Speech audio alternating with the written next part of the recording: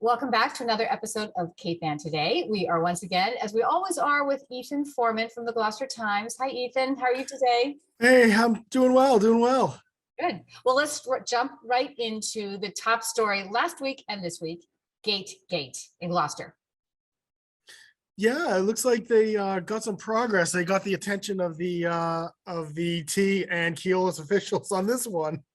Yeah. I think maybe the sense that I was getting from the mucky mucks at Keolis was that this was a fender bender, but they started to do Councilor Worthley, Council at Large, did a little bit of digging or investigating on Facebook and found anecdotes or 29 was it 29 or 29? I read 20. But and by the way, this is the issue of the MBTA. what people are, the gates are coming down on cars. Yeah, on cars, right. So Jeff Worthley found 29 reports of this happening, right? Yeah. If you read through the thread, what happens is, things kind of bubbled up on Facebook. That it was from a deputy chief, retired deputy chief for Gloucester, Steve Aiello. We recap his wife and son were in the car, and they stopped at the crossing, and the gate went up. So they hesitated. And then they just said, well, let's go. And then they went, the gate came down in their car. The train was coming. They backed up and they hit a car in back of them. Yeah. So no one's hurt, but the gate shouldn't be acting like that. If the train's moving, obviously it should have come down, or maybe it shouldn't come up. The gates are designed to go up when the train's at the station to let traffic through, because it's a very congested crossing. So wait, let's just jump to this week's story, which is the city council in their Tuesday meeting took up the issue. Yeah, and I think it's good to sort of rehash this, because it's like, it wasn't just one isolated incident.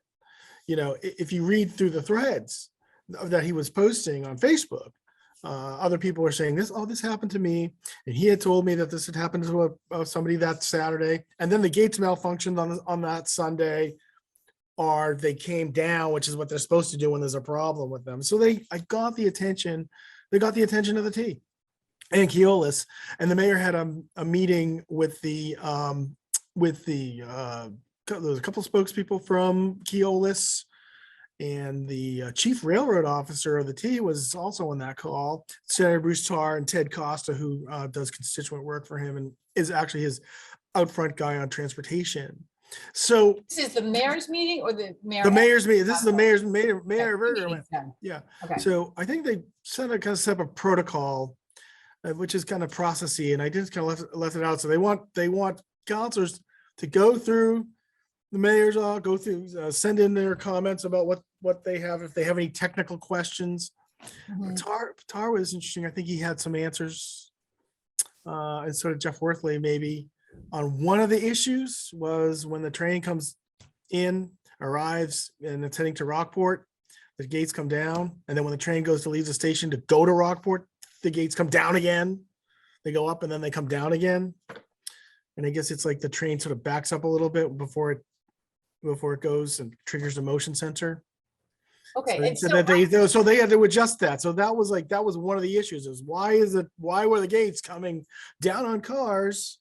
Yeah, the train's over here. It's gonna go to Rockport. Gate comes. And it was just that little motion of like backing up. Yeah, that's what Jeff said. Yeah. Into gear. But so let's make it clear to people listening that when Steve Aiello's wife was there, you keep saying the train was coming, but because that was inbound. I mean, it was inbound to Boston. It was actually approaching her car. Yeah, that's what they said. Wow, so that's different than the train being stopped at the station and doing a little jiggle before it moves on to Rockport. Right. And one of the things that Jeff Worthley had said, it's all real technical now about how these gates work. But one of the things that Jeff Worthley said is that they're looking at it. Apparently, Senator Tarr said there's a little black box.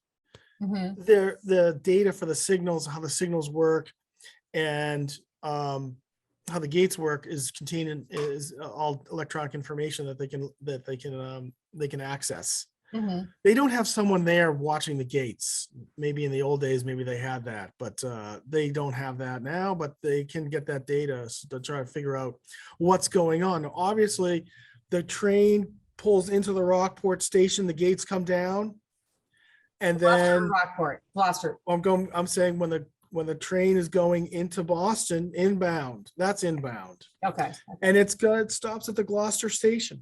Mhm. The gates are going to come down, and then when it stops, the gates come up. And then as it moves forward, the gate's going to come down again. So what's the time? Maybe who knows? I mean, it's a timing issue. Heat and humidity can have an impact on these gates, because actually the way they work, the signals work, that when the train is coming and it crosses over a circuit, it uses the rails to form a connection, electronic circuit to trigger the gates to come down. So who's So, studying this matter? well, the T is studying this matter, and Senator Tarr's office is said that they're conducting a review. Keolis and the T. All right. So Keolis and the T are conducting the review, or TAR's office is reviewing their review? I think what's going to happen is the information sort of bubbled up from the community, and I think it's going to come down through the Rep Ferranti and TAR's office to the mayor, and hopefully we'll get a report through the council in the not too distant future, because I think in one of the other issues that I'm going to write about in the coming weeks is the horns, because Cal Sanfilippo, a resident who lives on Shepherd Street, is saying the horns are a big nuisance. The trains haven't been in Gloucester for a couple years with the reconstruction of the Annisquam Bridge, and I think the city's kind of adjusting to this new reality. Well, so let's just ask this question. Is it safe to approach a train crossing on Washington Street? You know what?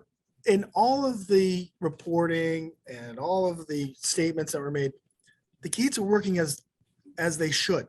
They're coming down when the train's there, when the train is moving. This is what should happen.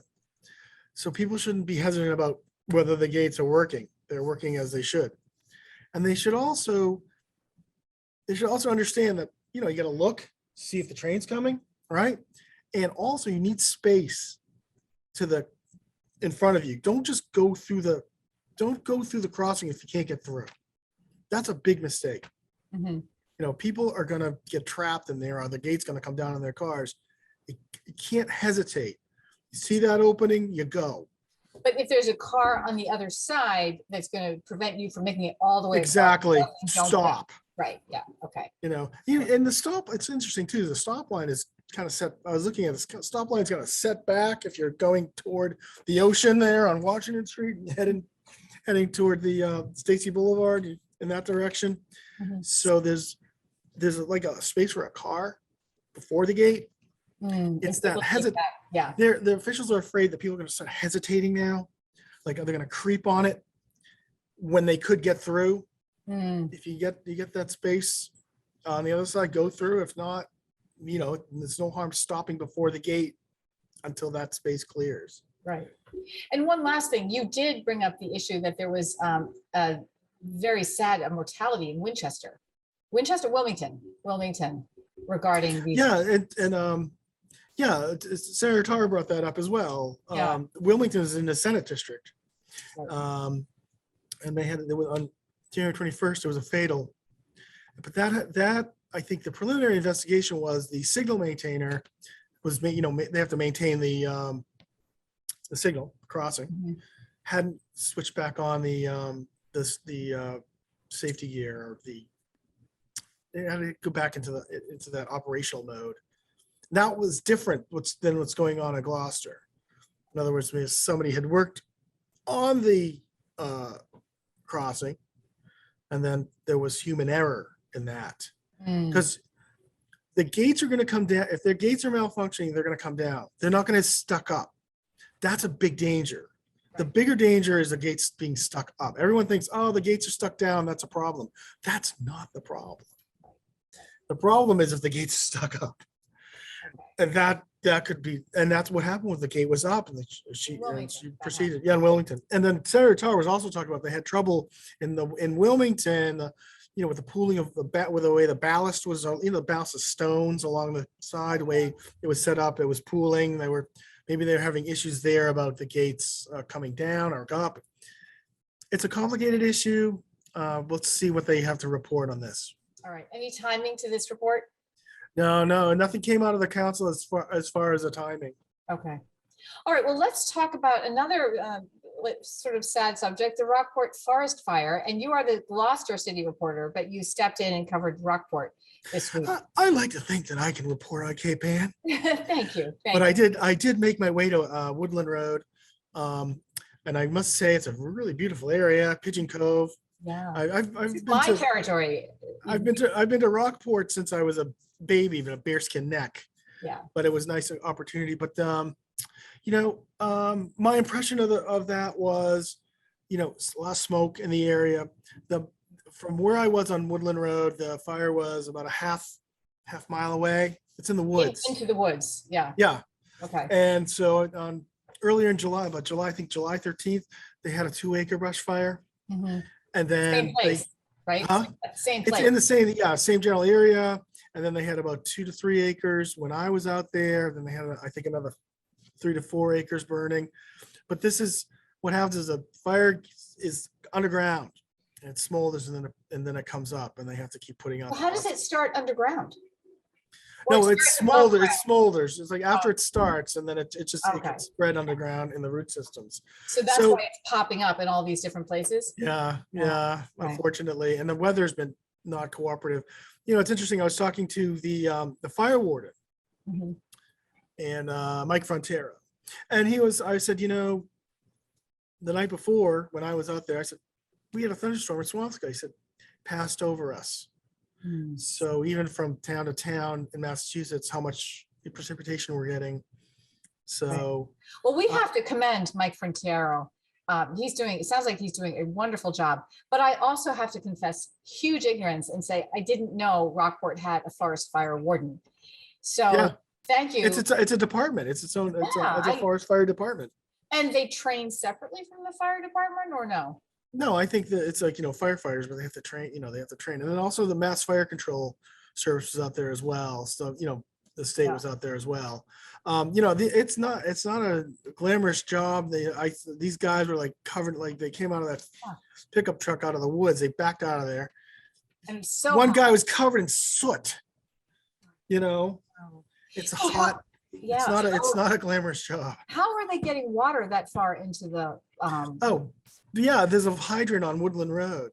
so they hoses from there? Yeah, they have to get water to it. So that's another complicating factor. You have to get water. So they were telling me that they had a good water supply when I was out there on Tuesday. Yeah.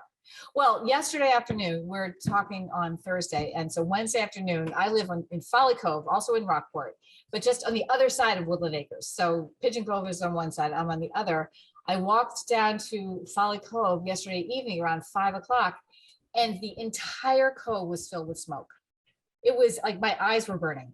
And in my yard, it was kind of okay. I could smell things burning. But down there, it just smelled, it was like you were in a fire pit. It was incredible, really. So the way the smoke is moving is kind of interesting too. Yeah, Not in a good way. I think smoke is probably the biggest impact, and I think they seem to have it under control. Well, Mike Cronin's going to check on that again today. Oh, thank you, Mike. Is he there? Yeah, he's here. So Okay, thanks, Mike. All right, but thanks for your coverage too, Ethan. All right, you had another story about the citizens who put up some money to pave their roads in Gloucester, Beach Road and Brightside. yeah, and this is another one of those ongoing issue, like the gate. You have we have the private road gate. Yeah, exactly. Oh, that's a good one too. Yeah, not really. Anyway, so this has been an issue that's kind of been simmering since I've arrived in the city, and probably longer. There's 40% of the roads in Gloucester are private roads. Now, people have a misconception about what private road is. It just means the road is owned by the abutters. So they own the road. Yeah. The abutters on the road own the road. They own the land. It's like they own it doesn't mean it's closed. It's not like one of the real private ways, when you come into a private way and there's a gate. With a real gate.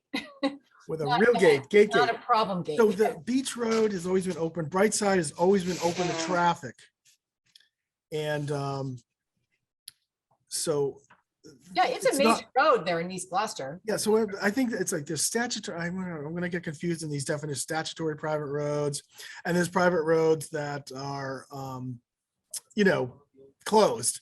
And so there's also state highways. I mean, those are also, so the neighbors got together. They had a meeting at the Bass Rocks Golf Club with Peter Hood.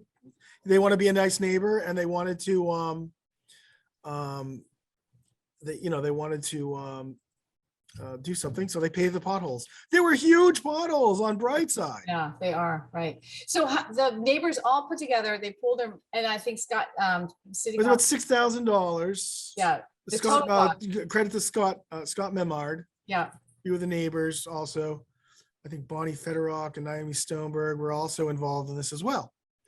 So they paved the roads, but they didn't pave it. They patched the potholes. Yeah, yeah. The potholes were monstrous. I mean, you would come in, one car would have to go to the side of the road, the other, to get around each other.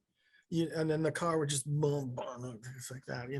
They're really, really bad. Up toward the top of Brightside, especially. Well, I thought it was interesting in your article, you mentioned two options for people who live on these private roads. One is they can put up the money themselves, which is what happened, but then they can also get some sort of a deal with the city, have the city pay, and it's added to their tax bill. Can you explain that? Yeah, so the first option is everybody could just hire, they could hire, like they did to patch the potholes, hire a paving contractor or to do the major repairs. Cities only really only does emergency repairs or very minor stuff. Okay, that's what the city is only legally, and state law. It's really state law that governs this, but there is a betterment process. So in other words, you go petition the city. 75% of the residents on the street have to agree to petition the city. Then they hold a meeting. 75% of the residents have to show up, and 66% of the residents have to agree to this betterment process. The betterment is added to their property tax bills. So if it's $300,000, say, I'm spitballing, maybe it's $8,000 or $9,000. It's not 1 year. It could be spread in Gloucester. You can spread it over 10 years. But it's, in other words, these people own the road. They're owners. There is a parallel process too for this. Perhaps the city's going to start accepting these streets. Gloucester has a very high number of private ways. Yes, yeah. More than I think I've ever seen in any of those cities and towns that I've covered, that are open to the public, that are major roads, cut throughs, Beach Road. I mean, you know. Everyone uses Beach Road, right? And bright sides of cut through for East Gloucester. I have a list of streets from the city. If you go on the city website, they put up all the information you need to know about this on the Gloucester website. And I downloaded an 18-page paper, list every single road in the city, and what is private and what is public. And here it is right here. I don't know if you can see it, but yeah, I mean, you start going down, it says Abbey Road is private, Adams Ave is private, Adams Hill Road is private, Aiden Road, Eileen Terrace, Albion Court. So a lot of streets in the city. So the real process is, the real solution of this is the city has to go lay these streets out. It's an engineering process, and then accept the streets for the city council. And it's just something they're going to have to do on a rolling basis. Oh, they do? It can't be one act of legislation? No, because they have to lay them out. Oh. They have to engineer this. Well, what is the street? And then they have to survey it. Yeah. And if the streets are really poor, it's a process. It's something that it's an engineering job that's going to take, could take decades. In Danvers, they were doing it, and 20 years later, the town engineer retired, and they still hadn't gotten through all the private ways. Wow. Yeah, it's a big process, but yeah. That's the real solution, is the city accepting these streets. Now, there's also a parallel. Think about it this way. If they accept the streets, that means the city's on the hook to pave them. So that means there's less money. The state doesn't provide a lot of money, so that cuts into their budget. But you also have road miles as well, and so maybe if you have more accepted streets, you get more money from the state as far as Chapter 90. So it might be a two-way. Right. Well, I just have to give you an update on the smell of the forest fire in Rockport, because I can smell it right now wafting through. When we first started to speak, I didn't smell it, but now tell Mike Cronin that there's smoke in the air.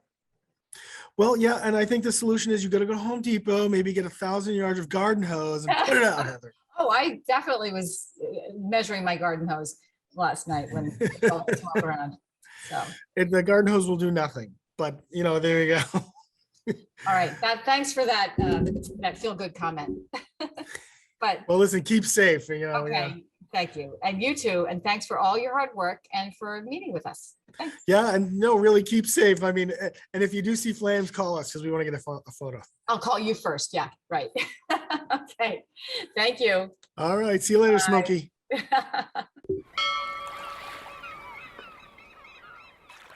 Interested in a sponsorship? Email sponsor@1623studios.org to learn more.